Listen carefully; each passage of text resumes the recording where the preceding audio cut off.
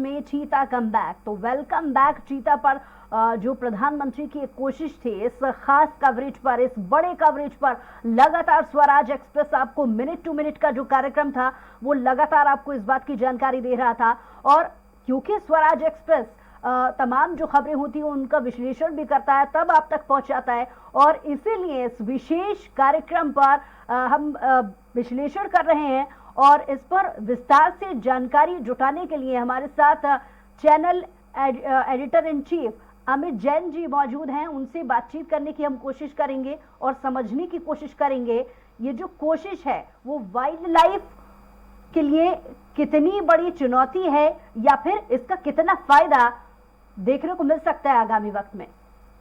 Ji, over to you. बहुत बहुत धन्यवाद। इस समय हमारे साथ एच एस पावला साहब भी जुड़ गए हैं। जी पावला साहब का बहुत बहुत स्वागत है। और ये कहा जाए कि आज का दिन बड़ा ऐतिहासिक है, देश के लिए भी, प्रदेश के लिए भी। और 70 साल बाद चीते लौट कर आए हैं और आज वो श्रेय देश के साथ मध्य प्रदेश को भी जाता है।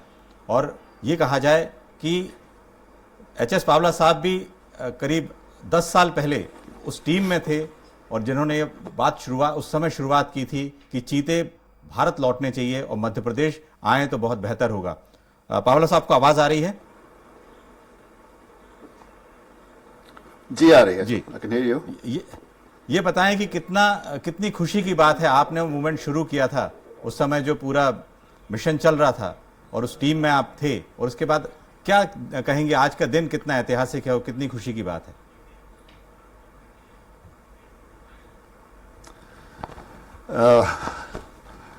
वाकई बहुत खुशी का दिन है, बहुत ऐतिहासिक दिन है आज, क्योंकि हमारी एक खोई हुई जो धरोहर थी, हमारे देश की जो एक सांस्कृतिक संपदा थी, वो जो गुम गई थी, वो आज वापस आ गई है।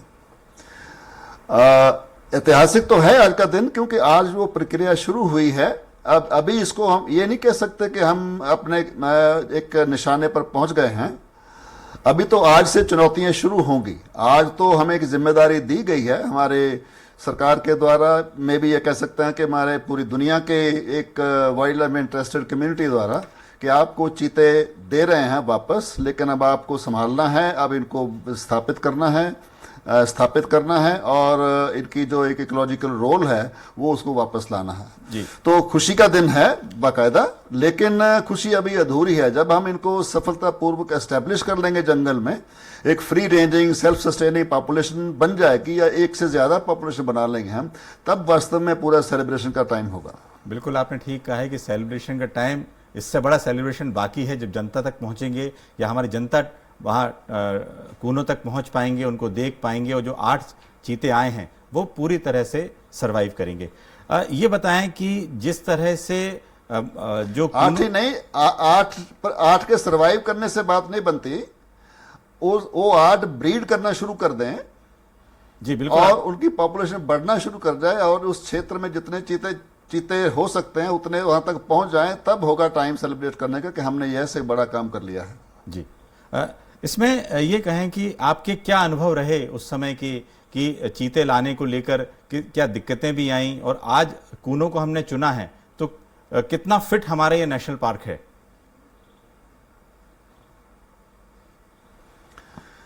देखिए, चुनौतियां अभी तक की जो चुनौतियां थी वो उनको मैं बड़ी चुनौतियां नहीं मानता हूं। ये तो प्रक्रिया का हिस्सा है। जी। पहले किसी का आइडिया था, हमारे जो वरिष्ठ रणजीत सिंह साहब और दिव्य भानु चावड़ा साहब का एक सपना था कि चीता वापस आना चाहिए। उन्होंने गवर्नमेंट इंडिया के साथ चर्चा की, गवर्नमेंट इंडिया तैयार हो गई, उन्होंने जिम्मेदारी मध्य प्रदेश को दी और हमने उस समय 9-10 के आसपास एक पूरे वैज्ञानिक व्यवस्था के साथ एक इंट्रोडक्शन योजना बनाई। लेकिन उसमें बाधाएं आई, जैसा हम लोग जानते हैं कि कुछ लोग सुप्रीम कोर्ट चले गए, उनको ये आइडिया पसंद नहीं था। उनके कारण भी सही हो सकते हैं उनके हिसाब से, तो उसमें फिर काफी दिन मामला रुक गया। आज समझो 11-12 साल हो गए हैं उस दिन को।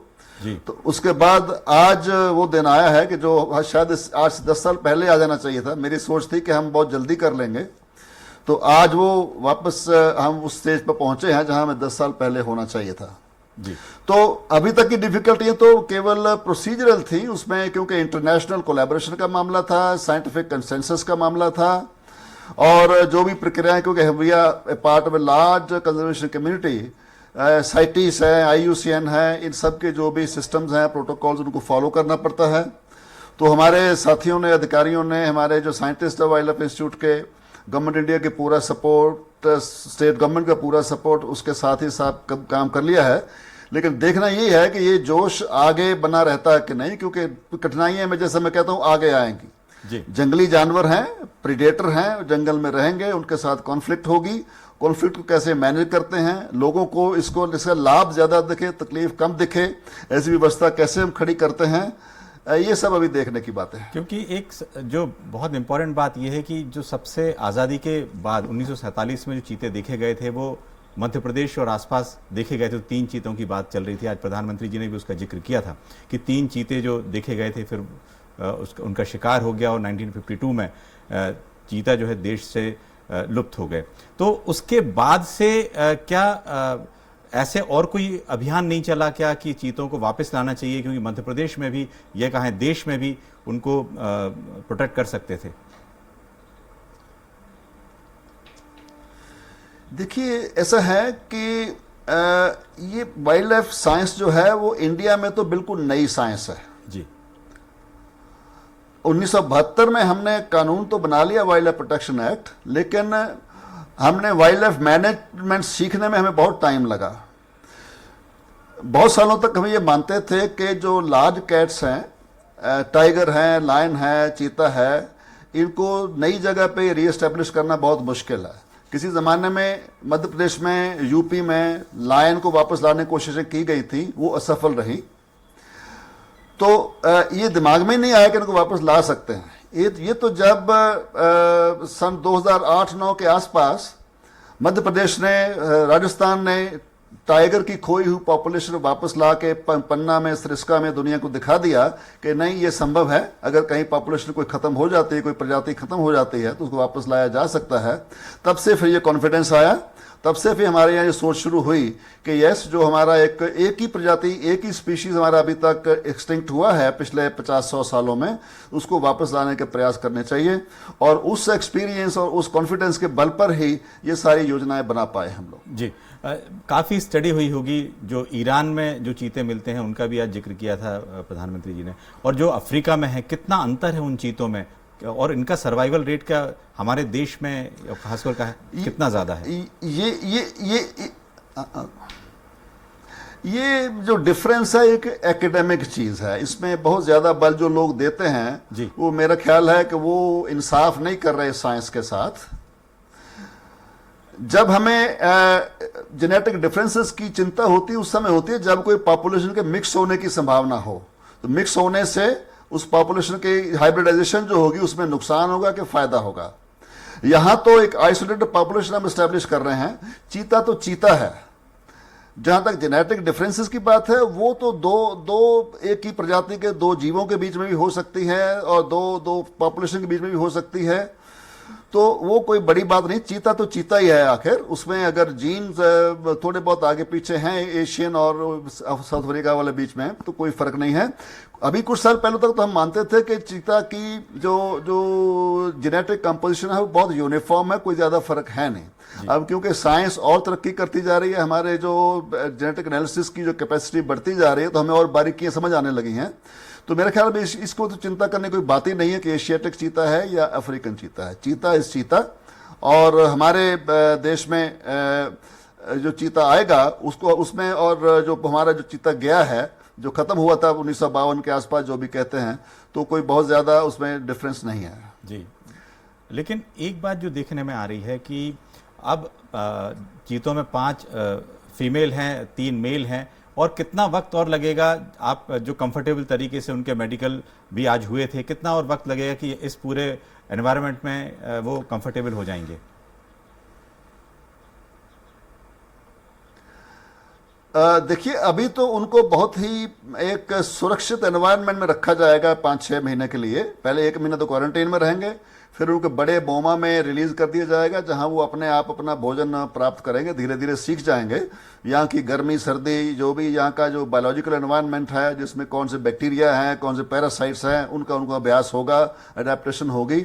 उसके बाद जब 6 महीने के बाद उनको बाहर छोड़ने का प्रोग्राम है, तो मेरा ख्याल है कि वो काफ़ी अभ्यस्त होंगे, और तब तक उनको वो क्षेत्र जो जहाँ उनका बोमा बना है, जिसको अब उसका घर है उनका, उसको अपना घर समझने लगेंगे तो कोशिश करेंगे कि उनको वो मतलब उनकी टेंडेंसी रहेगी कि उससे बहुत दूर ना जाएं। हालांकि चीता जो है बहुत वाइड रोमिंग स्पीशीज है, लेकिन हर स्पीशीज का अपने घर के साथ एक अटैचमेंट रहता है, तो वो कोशिश करते हैं कि आसपास में रहें। और दूसरा, हमारे जो वैज्ञानिक हैं, जो हमारे जो ऑफिसर मौके पे, उनको अभी तक चीता की इकोलॉजी पूरी समझ आ गई होगी और सीख लेंगे वो, क्योंकि सभी प्रजातियों में अपने साथियों से जुड़ाव बहुत रहता है। Cheetah is not a lonely animal, they इनमें एक किनशिप रहती है। तो मेल फीमेल और जो मेल हैं उनके अपने ग्रुप्स रहते हैं, there are bands of cheetahs, तो they will try to stay together. अगर आपने कुछ चीते बोमा में रख लिए, कुछ आपने बाहर रख लिए, मेल अंदर रख लिए, फीमेल बाहर रख लिए, तो फीमेल कोशिश करेगी आसपास में रहे, और फीमेल अगर अंदर है तो मेल आसपास रहने की कोशिश करेंगे। तो इस तरह से एक बहुत ही इंटेंसिव, बहुत ही फाइन मैनेजमेंट की ज़रूरत होगी टू एंश्योर कि ये प्रयोग जो हमारा हो पूरी तरह से सफल हो। जी, इसमें एक बात देखने को आई है कि हमारा जो कूनो नेशनल पार्क है वो लॉइन के लिए भी एक तैयार किया जा रहा था। जैसे आपको मालूम है कि गिर से भी लॉइन लाना थे, उस पूरा रिजर्व किया जा रहा था। उस प्रोजेक्ट को भी आप बहुत बारीकी से आपने करीबी से देखा है। तो हमें ऐसा क्या फायदा हुआ कूनो का कि जो 5 राज्य थे, 10 नेशनल पार्क थे इस दौड़ में, कि मध्य प्रदेश को वो मिला?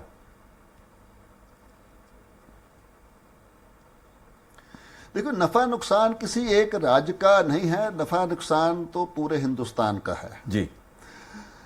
लायन को यहाँ लाने का आइडिया जो था, वो लायन को विलुप्ति से बचाने के लिए एक सुरक्षा की व्यवस्था थी कि भाई लायन अभी हमारे एक ही जगह पाए जाते हैं, एक ही जगह कोई पॉपुलेशन जो है कभी भी सेफ नहीं होती, एक ही टोकरी में रखे हुए अंडे कभी सेफ नहीं होते।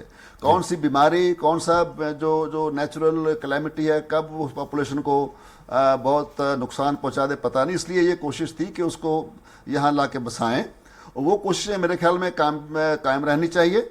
और जो भी लोग उसका विरोध कर रहे हैं, चाहे गुजरात के लोग अपनी अस्मिता के नाम पे हों, चाहे अपने टूरिज्म की मोनोपोली के हिसाब से हों, वो नहीं करना चाहिए और लायन को आ ही जाना चाहिए। चीता जो आ गया है, इसका उसके साथ कोई कॉन्फ्लिक्ट नहीं है जी। तो अब कूनो, मैं कहता हूं दुनिया में एक ऐसी जगह है जहां 4-5 प्रीडेटर, बड़े प्रीडेटर एक जगह पाए जाएंगे। कोई भी दुनिया में ऐसी जगह नहीं है जहां लायन, टाइगर, लेपर्ड, चीता, वुल्फ, ये सब एक साथ पाए जाते हों। तो हमारे क्षेत्र को, इस क्षेत्र में ये एक प्रक्रिया हुई है। कूनो का एरिया, ग्वालियर का एरिया, शिवपुर का एरिया जो है, वो मेरे ख्याल में एक तरह से बहुत स्पेशल एरिया माना जाएगा, ग्लोबल उसकी मान्यता होगी। और जैसा सभी लोग कहते हैं कि पर्यटन को काफ़ी बढ़ावा मिलेगा। आप लोग जानते होंगे कि पर्यटन ही दुनिया को चलाता है। दुनिया की 10% जो जॉब्स हैं, 10% जो वेल्थ है, वो पर्यटन से पैदा होती है। तो जिस क्षेत्र में पर्यटन होता है, उस तरह में उस क्षेत्र में जो प्रॉस्पेरिटी है, वो लोगों की जो माली हालत है, वो सुधरती है। तो हमें आशा है कि इनके आ जाने से उस एरिया में पर्यटन को बल मिलेगा ही, और जिससे उसके क्षेत्र के लोगों को ज़्यादा रोजगार मिलेगा और ज़्यादा उनको अपना जो जीवन है उसको सुधारने की मौका मिलेगा। बिल्कुल, आपने ठीक बात ये कही है कि सबसे बड़ा एक टूरिस्ट सेंटर हो जाएगा दुनिया में, जहाँ पर लॉयन भी होगा या टाइगर रहेंगे, चीते रहेंगे, और भी ब्रीड जो रहेगी, और इतने बड़े नेशनल पार्क में होगी, टूरिस्ट हब बनेगा। लेकिन एक बहुत महत्वपूर्ण चीज़ इस बार देखने में आई कि एक महाद्वीप से दूसरे महाद्वीप तक किसी जानवर का या टाइगर, चीते का इस तरह से आना, तो कितना मुश्किल था ये पूरा काम।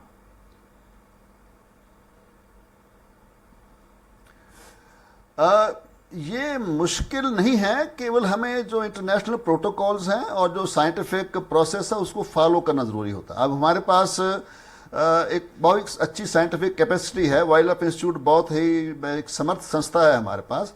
साथ में हमारे पास साउथ अफ्रीका के और नमीबिया के साइंटिस्ट जो चीता को हैंडल करते हैं, वो जुड़े हुए हैं। और अभी पूरी दुनिया में जो भी साइंस में कोई डेवलपमेंट होती है, वो सभी साइंटिस्ट को पता रहता है। इसलिए क्या प्रक्रिया होगी, क्या प्रोसेस होगा, वो मेरे ख्याल में कोई बड़ा कठिनाई वाला काम नहीं था। ओनली थिंग इज कि कोई आमतौर पर कोशिश करते शॉर्टकट इस्तेमाल कर लें, तो उसमें फिर कभी कभी गलती हो जाती है। तो मैं खुश हूँ कि इनको हमें समय मिला वो पूरी प्रक्रिया को फॉलो करने का। और हमारे जो साथी इन्वॉल्व हैं उसमें, उन्होंने they have taken every care to ensure कि जो जो प्रोटोकॉल्स हैं, जो स्टैंडर्ड्स हैं, उनको फॉलो किया जाए। तो इसमें अब कोई कठिनाई वाली बात नहीं है। जैसे मैंने पहले कहा, कठिनाइयां तो आगे हैं, बाकी इंटरकॉन्टिनेंटल कॉन्टिनेंटल अब कोई बड़ी इशू नहीं है। किसी जमाने में हम लोग पैदल चलते थे, फिर शिप से चलते थे जहां महीनों लगते थे। अब देखो एक दिन में हमारे चीते जो हैं वो नामीबिया से इंडिया पहुंच गए हैं। ये तो एक अब कोई बहुत सामान्य प्रक्रिया है। जी, एक बात और आई है सामने कि अब चीते आ गए हैं। आपका चूंकि पालपुर कूनो आपका बहुत अच्छे से देखा हुआ पूरा नेशनल पार्क है, उसको कैसे इन चीतों को रखा गया है या किन बातों का और ध्यान आगे रखे जाना चाहिए? जैसे आप बार बार एक बात को कह रहे हैं कि चुनौतियां अब यहाँ से शुरू होंगी, तो किन चुनौतियों को खास तौर से रखा जाना जरूरी है? क्योंकि अब मौसम भी बदलेगा, जैसे आपने कहा कि हर मौसम में उनको देखना जाना चाहिए, तो ऐसी कौन सी चुनौतियां भी हैं? देखिए, जब तक तो वो बोमा के अंदर हैं तब तो बहुत बड़ी चुनौती नहीं है। हालांकि उनको नज़र उन पर रखना है जी, और उनको प्रॉपर भोजन मिल रहा है कि नहीं। वो हमारे जो जो लोकल जीव हैं जिनका उनको शिकार करना है, शिकार करने में वो इंटरेस्ट ले रहे हैं कि नहीं ले रहे, आदत हो रही कि नहीं हो रही, उनको हालांकि होना चाहिए, पर फिर भी हमें मॉनिटर करना पड़ेगा। लेकिन चुनौती आएगी जब उनको बाहर छोड़ेंगे। बाहर छोड़ने पर 2-3 तरह के इश्यूज हो सकते हैं। नंबर एक तो जैसा सब लोग कहते हैं कि वो पूरा जंगल, हमारा जो क्षेत्र है पूरा ग्रासलैंड नहीं है। हर आदमी यही कहता है, अरे चीता तो साहब ग्रासलैंड का जानवर है, उसको शिकार करने में दिक्कत होगी। अब वो 100% सही नहीं है वो लोग, क्योंकि हमारे यहाँ चीते जब पाए जाते थे तो वो जंगल में भी होते थे, वो ग्रासलैंड में भी होते थे। तो अब क्योंकि ये जो जानवर हैं इनका एक्सपीरियंस टोटली डिफरेंट है, तो वो यहाँ आके कितनी जल्दी अभ्यस्त हो जाते हैं। एक तो ये इश्यू होगा कि उनको पर्याप्त भोजन मिले। नंबर 2, उनको कोई बीमारियां ना हो।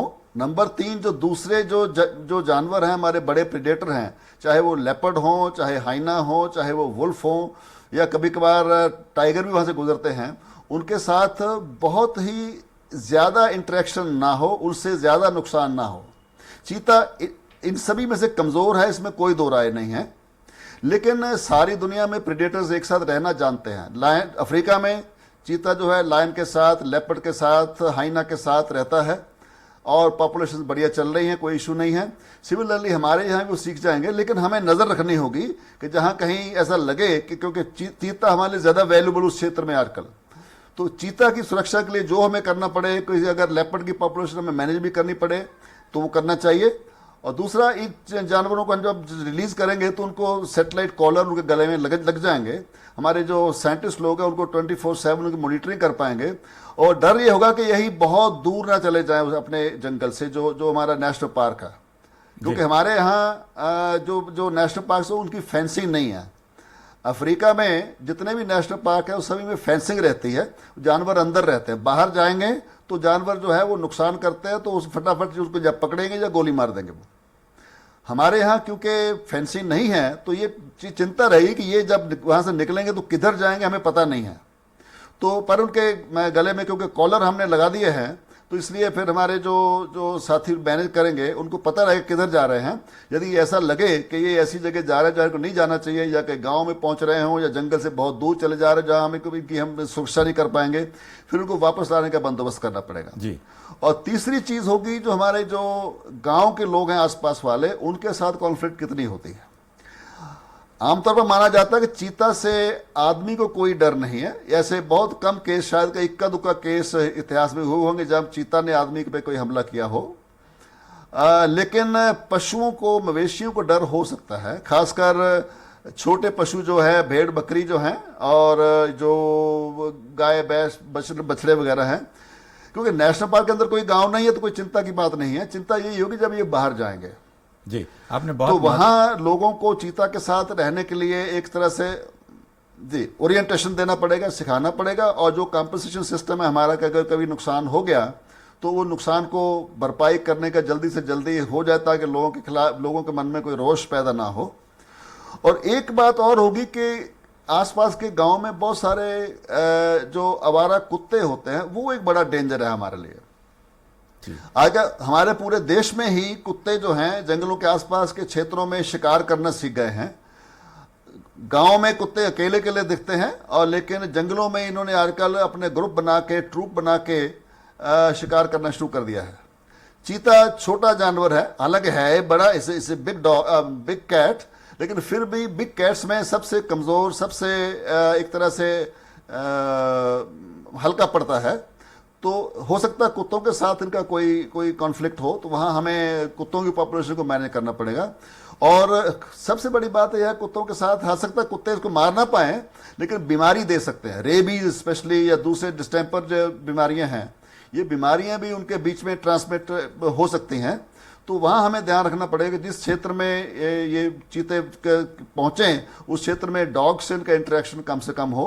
डॉग पॉपुलेशन वहाँ जो आवारा डॉग्स हैं उनकी पॉपुलेशन में कम करनी पड़ेगी डेफिनेटली, और जितने बचे वो सारे के सारे वैक्सीनेटेड होने चाहिए। जी, आपने बहुत सारी बातें बताई हैं और पॉइंट वाइज जिस तरह से कहा है कि फेंसिंग है, गांव वाले हैं, कुत्ते हैं, किस तरह से बहुत सारी ऐसी चीज़ें हैं जिन पे अब आगे काम करने की ज़रूरत है कि चीतों को सुरक्षित रखा जा सके। एक बहुत महत्वपूर्ण सवाल जो बनता है कि यदि चीते नहीं थे तो जो टीम हमारी होनी चाहिए, या मेडिकल टीम होनी चाहिए, उनको लुक आफ्टर करने की टीम होनी चाहिए, या ट्रेनिंग पार्ट है जो वन विभाग के अधिकारियों का है, कर्मचारियों को जो वहाँ रहेंगे, तो वो कितना ज़रूरी है इस पूरे, क्योंकि आगे उनको वो ही लुक आफ्टर करेंगे पूरा इसको। ये ही एक हमारे लिए चैलेंज है। सरकार में कभी कभी ऐसे टाइम आते हैं जब संसाधनों की कमी पड़ जाती है, जब या तो स्टाफ कम हो जाता है या सूटेबल स्टाफ नहीं रहता है, या जो समय पर ट्रेनिंग होना चाहिए वो नहीं हो पाती है। कभी कभी सरकारें भर्ती पे बैन लगा देती है, 20 साल तक भर्ती नहीं होती, तो आप जहां आपको जवान आदमी चाहिए वहां बूढ़ों से काम चलाना पड़ता है। जी, तो मुझे आशा है कि जितने जोर शोर से हमारे प्रधानमंत्री, मुख्यमंत्री जी ने इस सवाल बढ़ाने का बीड़ा उठाया है, वो इस बात का ध्यान रखेंगे कि कूनों में कभी संसाधनों की कमी नहीं महसूस होना चाहिए, नंबर 1। और नंबर 2, हमारे जो मध्य प्रदेश एक ऐसी स्टेट है जहां हर नेशनल पार्क में हमारे पास वेटनेरियन है। और अभी लेटेस्ट मुझे नहीं पता, लेकिन पहले हमारे जमाने के जितने वेटनेरियन थे सभी को वाइल्ड लाइफ मैनेजमेंट की ट्रेनिंग भी थी और उनको बहुत एक्सपीरियंस था। तो वो, और अभी साउथ अफ्रीका और नमीबिया के वेट्स के साथ मिलके वहां ट्रेनिंग भी करके आए हैं, और अभी और ट्रेनिंग इनको दी जा सकती है। तो ये ध्यान रखते हुए चीता को हैंडल करने के लिए क्या व्यवस्था चाहिए।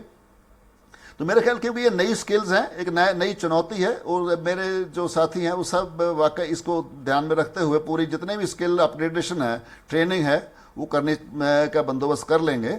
और सबसे बड़ी बात यह है कि सरकार को कमिटमेंट दिखाना जरूरी होगा। वहाँ कभी स्टाफ की कमी ना आए, और स्टाफ को ट्रेनिंग की कमी ना आए, और स्टाफ पूरा मोटिवेटेड रहे, और उनकी जो मोरल है वो बनी रहे, क्योंकि बहुत डिफिकल्ट एरिया है वो उस क्षेत्र में, क्योंकि स्टाफ को रहना बड़ा मुश्किल है, परिवार अपने दूर रखने पड़ते हैं, और उनके बाल बच्चे कहाँ पढ़ेंगे कहाँ नहीं पढ़ेंगे, दवाई लेना तो कहाँ जाना है, बहुत दूर दूर तक कोई हॉस्पिटल कोई स्कूल नहीं है।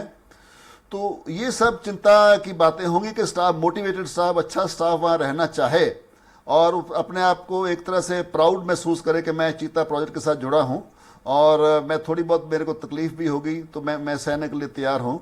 ऐसे हालात हमें पैदा करने की जरूरत होगी। बिल्कुल, आपने ठीक कहा है कि ट्रेनिंग पार्ट बहुत ज़रूरी है, उनका मोटिवेशन बढ़ाना जरूरी है, क्योंकि जितनी आज खुशी का दिन है, इन चीतों की संख्या बढ़ती है तो ज़्यादा खुशी होगी। एक और आखिरी सवाल की ओर बढ़ते हैं कि एक ही सवाल यह है, मध्य प्रदेश के लिए बड़ी गौरव की बात यह है, टाइगर स्टेट है, लगातार टाइगर की संख्या भी बढ़ती जा रही है, और यदि चीते भी बहुत अच्छे तरीके से सर्वाइव हुए और उनकी 8 से जितनी संख्या बढ़ती है तो एक बड़ा चीता स्टेट भी कहलाएगा, और देश में शायद ऐसा पहला राज्य होगा जो चीता स्टेट भी होगा और टाइगर स्टेट भी होगा।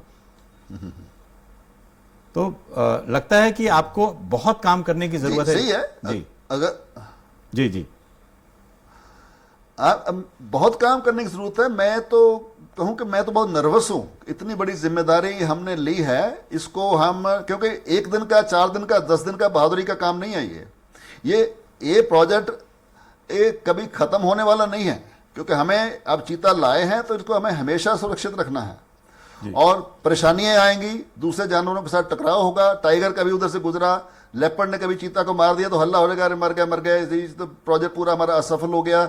ऐसा नहीं है। तो यदि हमें लगा कि चीते जो हैं किसी वजह से अभी सफल नहीं हो पा रहे हैं, हमें व्यवस्था में कुछ परिवर्तन करना है, प्लान में चेंज करना है और चीते लाना है, तो वो सब हमें करना पड़ेगा। लेकिन ये जरूर है, जैसे मैंने कहा, कूनो दुनिया में अब एक ही जगह है जहां लायन और चीता और लेपर्ड एक साथ रहते हैं। जी। सॉरी, लायन तो अभी नहीं आया है। जी, टाइगर और चीता और लेपर्ड एक साथ रहते हैं। लेकिन हाँ, हमारी दुआ है कि लायन को भी लाया जाए जल्दी से जल्दी। सुप्रीम कोर्ट का ऑर्डर है कि गुजरात वाले जल्दी से जल्दी लायन दें कूनों के लिए। जी। अब वो अड़के बैठे हैं, बहाने लगाते हैं और ढकोसले लगाते हैं। इसको सुप्रीम कोर्ट को सीरियसली लेना चाहिए और गुजरात गवर्नमेंट को फोर्स करना चाहिए कि वो वाइल्ड लाइफ इंस्टीट्यूट के साथ और हमारी मिनिस्ट्री एनवायरनमेंट फॉरेस्ट जो है दिल्ली की, उनके साथ कोऑपरेट करें और जल्दी से जल्दी गुजरात के लायन को सुरक्षित करने के लिए मध्य प्रदेश ने जो कुर्बानी दी है उसका कोई सार्थक मूल्य पाए वो। जी, आपने बहुत महत्वपूर्ण बात भी बताई है कि यदि गिर के लायन या गुजरात से लायन आते हैं तो एक बहुत बड़ा सेंटर होगा और यदि ब्रीडिंग यहाँ चीतों की बढ़ती है तो चीते भी दूसरे राज्यों को यहाँ से भेजे जा सकते हैं यदि यहाँ ब्रीडिंग बढ़ती है तो। जी, ये उद्देश्य ये है क्योंकि चीता को एक जगह अगर हमने एस्टेब्लिश कर दिया वो हमारी सफलता नहीं है। चीता हमारे देश के बहुत सारे इकोसिस्टम्स ऐसे जहां चीता की जरूरत है वहां एक टॉप प्रेडेटर चीता ही होगा या टॉप प्रेडेटर के मिक्स में चीता का होना जरूरी है। तो वहां पे सभी जगह, जैसे 3 जगह तो पहले सिलेक्ट किया था जिसमें से ये था कि कूनों में पहले करेंगे, बाकी जगहों में जैसे जैसे यहाँ सफलता मिलेगी यहाँ से जो सीखेंगे हम लोग और जो जो परेशानियां आएंगी, जो जो सफलताएं मिलेंगी, उनके आधार के ऊपर दूसरी जगहों पे फिर चीता को लाना है। क्योंकि मध्य प्रदेश में ही कम से कम 3 जगह तो हमारे पास हैं ही सूटेबल, जहां वाइल्ड लाइफ इंस्टीट्यूट ने भी कह दिया कि yes these are the places जहां हमें चीता ला सकते हैं। नौरादेही सेंचुरी हमारे प्रदेश की सबसे बड़ी सेंचुरी है, मेरे ख्याल में करीब 1200-1400 स्क्वायर किलोमीटर की सेंचुरी, जंगल चारों तरफ बहुत है। सिमिलरली गांधी सागर सेंचुरी है जो बिल्कुल अफ्रीका जैसा जंगल है जहां, तो वहां भी है, राजस्थान में भी है, गुजरात में बहुत सारी जगह होंगी। तो मेरे ख्याल में चीता के लिए बहुत स्कोप है हमारे यहाँ। बस इतना ही है कि हमें इसको ये देखना है कि चीता के लाने से लोगों को तकलीफ कम हो और लाभ ज्यादा हो।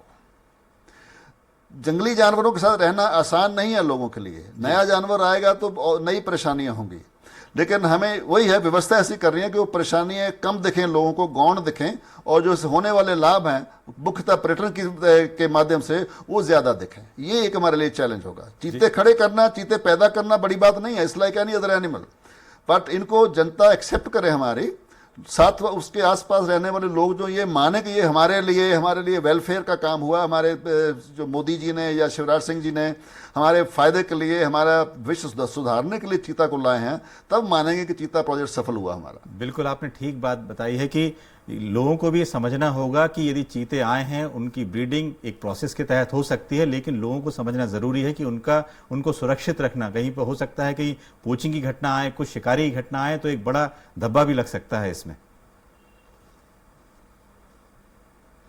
जी, ऐसी घटनाएं कभी कभार होंगी, उसको तो हमें मानना ही चाहिए कि ये सब ऐसा कोई आइडियल वर्ड नहीं है। तरह तरह के लोग होंगे, तरह तरह लोगों के अपनी सोच होगी, जिसको तकलीफ हो सकता है वही चीता को मार दे जी। तो वो ठीक है, लेकिन ये तो अब छोटी मोटी घटनाएं रहेंगी, लेकिन इन जनरल जो वहां का जो जनमानस है उनको ये